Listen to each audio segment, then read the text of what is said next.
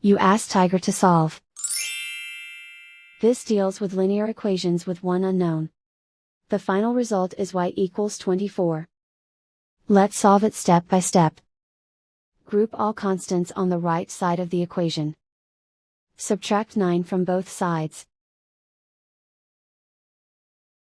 Group like terms. Simplify the arithmetic.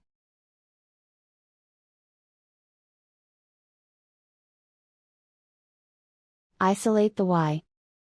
Multiply both sides by 4. Group like terms. Multiply the coefficients.